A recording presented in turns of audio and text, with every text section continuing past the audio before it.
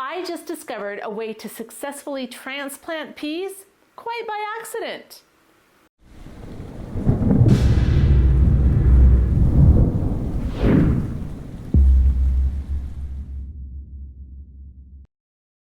Hey Prophet and Preppers, I'm Kylene, and I just wanted to share something with you really quickly. So I've been experimenting with microgreens. And in fact, this is the microgreen tray I want to talk about. It's going to drip because it's self-watering, right? Those are shoelaces. Make sure you watch the microgreen video. But so I harvested all these peas, and this is actually the second crop that's coming up. But I was so sad about wasting them because I thought these are really cool little plants. I wonder if I could transplant them, just break them apart and transplant them.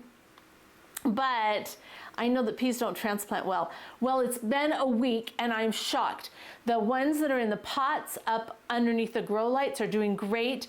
The ones that are in the baskets above me, they're healthy and strong. Now, I planted them in the baskets because I have permanent plants that are in there, and it's actually aloe. I'm a little bit worried about the amount of water, because aloe doesn't need as much water as peas do, and maybe the peas will suck it all up and it'll be fine.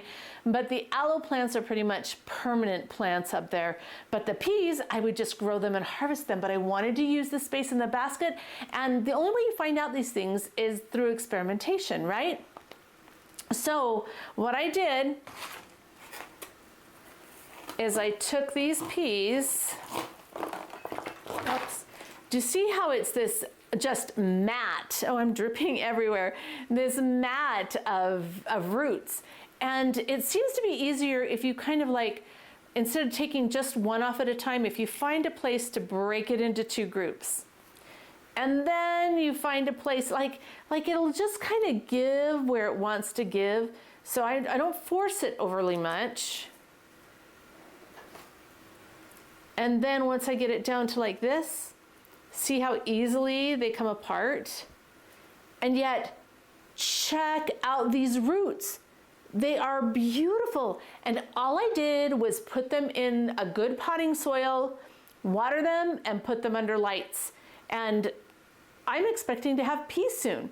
Now, the tricky thing is these were microgreen peas, so I'm not quite sure what kind of peas I'm going to get off of them, right? Whether they're the kind with the edible pod or not.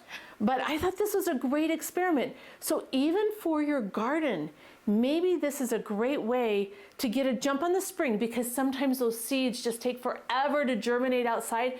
But if you can actually put that plant out there, wow, then it'll take off, because with root systems like this, it can be really happy. So for the question of the day, what crazy experiments have you tried that have worked?